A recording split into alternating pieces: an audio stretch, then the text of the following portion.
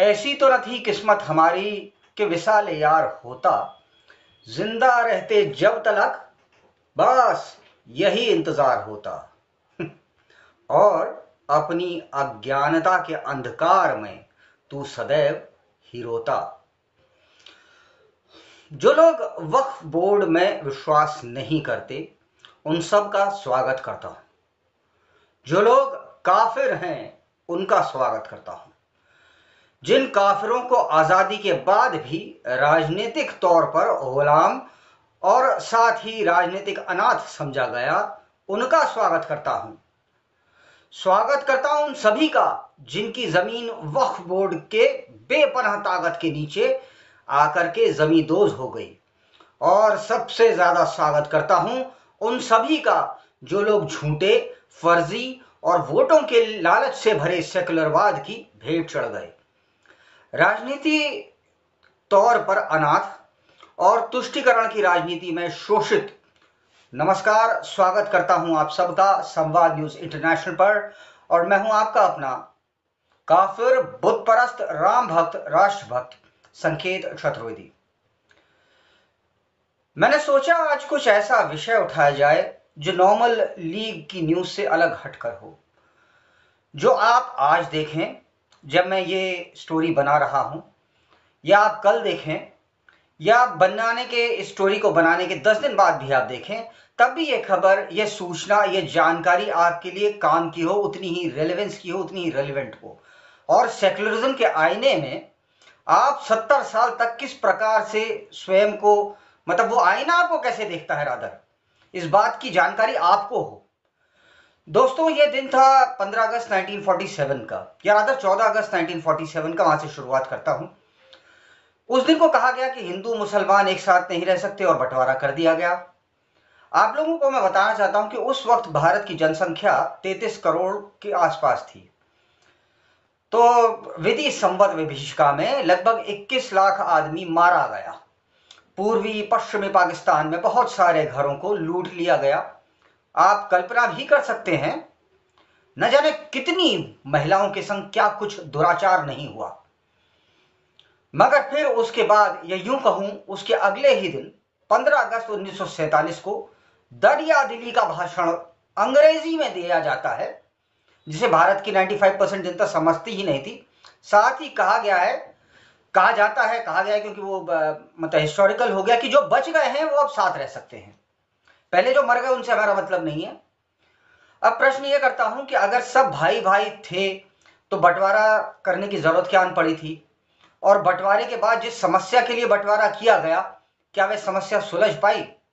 और अगर नहीं सुलझ पाई तो इतनी हत्याओं का जिम्मेदार कौन था? हमें तो बताया जाता है कि जब देश गरीब था, या यूं कहूं जब देश मैं छोटा था, तब मैंने अपने सिलेबस में पढ़ा था India is a poor nation. हमारे यहां अनपढ़ लोग बहुत हैं। प्रश्न है दोस्तों, तो रात को 12 बजे भाषण अंग्रेजी में क्यों दिया जा रहा था? शेरवानी, कबूतर और लाल गुलाब किस बात का प्रतीक थे? विलासिता का। क्या इसे विजन कहते हैं? ये विजन है, और ऐसी शख्सियत को आप विजनरी कहेंगे। खैर, मैं बताऊं ऐसा विजनरी के बारे में। सिक्योरिटी काउंसिल में भारत की जो सीट थी वो चाइना को दे दी गई। कश्मीर मुद्दे पर तत्कालीन भारत सरकार के ब्लंडर, जैसे कि हमारी सेना ने 13 दिन के अंदर अंदर लाहौर तक वो पहुंच गई थी, उसको हमने कब्जा लिया था और फिर उसे हमें वापस देने को कह दिया गया, क्योंकि इस मुद्दे को हमारे प्रिय आदरणीय प्रथम प्रधानमंत्री जवाहरलाल नेहरू जी संयुक्त राष्ट्र संघ ले गए। तो इसे विजन कहते हैं क्या? ये अपमान नहीं है उन सैनिकों का जो उन 13 दिनों के बीच मरे या शहीद हुए? रादर गलती है मेरी, करेक्ट कर रहा हूं। खैर, एनीवेज, मैं यहां पर बात करने के लिए कुछ और आया हूं। एक और देखा गया है विजन, और इस विजन को कहते हैं विजन ए वक्फ। इसके विषय में बात करेंगे। तो दोस्तों, 1954 में तत्कालीन प्रधानमंत्री जवाहरलाल नेहरू जी ने जो विजन देखा था, उस विजन को मैं आपको पहले ही भी बता चुका हूं। उस विजन को कहते हैं विजन ए वक्फ। अब उसमें होता क्या है मैं आपको समझाता हूं, और फिर आगे आपको समझाऊंगा कि उस विजन में विजन क्या था, क्या था विजन। और आपकी संपत्ति, आपका परिवार सब उस विजन की भेंट चढ़ने वाले थे या हैं या चढ़ जाएंगे। विजन वक्फ के तहत अगर वक्फ बोर्ड चाहे तो आपकी संपत्ति पर अपनी दावेदारी कभी भी कहीं भी कैसे भी ठोक सकता है और आप पलट करके कहीं पर भी जाकर उसको चैलेंज नहीं कर सकते।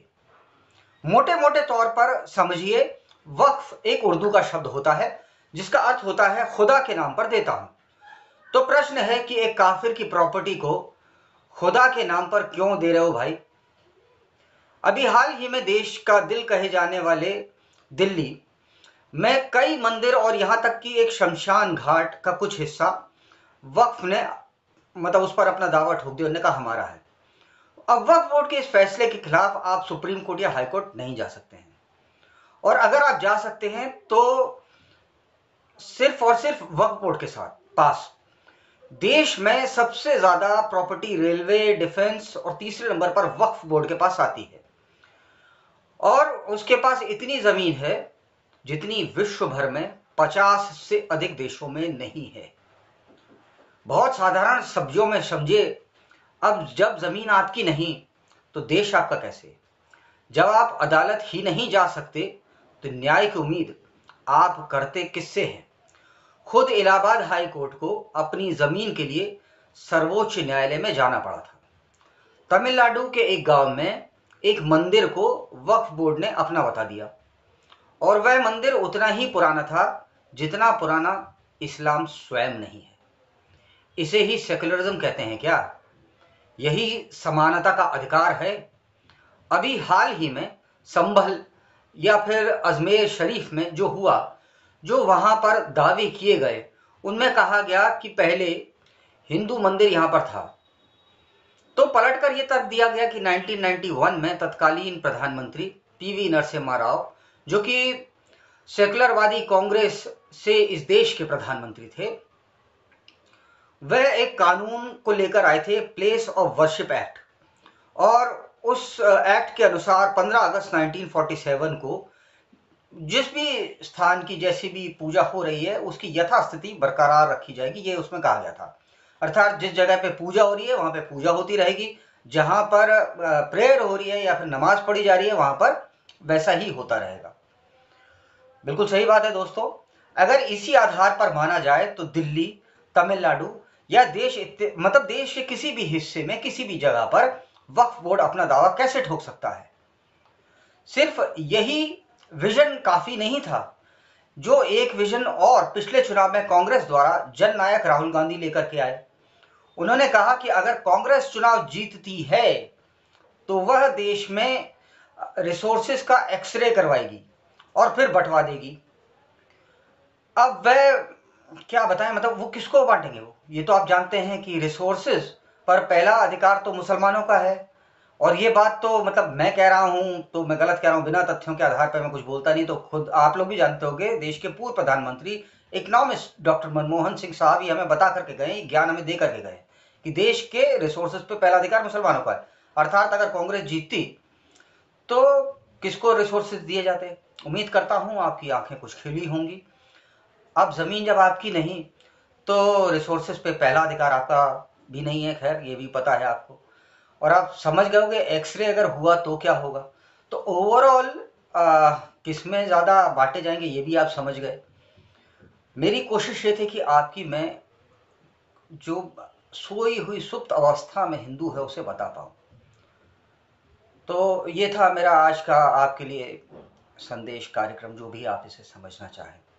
और ज़्यादा बोलना तो मुझको आता नहीं था, बस के कलम तोड़ दी मैंने अपनी, इनकलाब जिंदाबाद लिखकर। भारत माता की जय।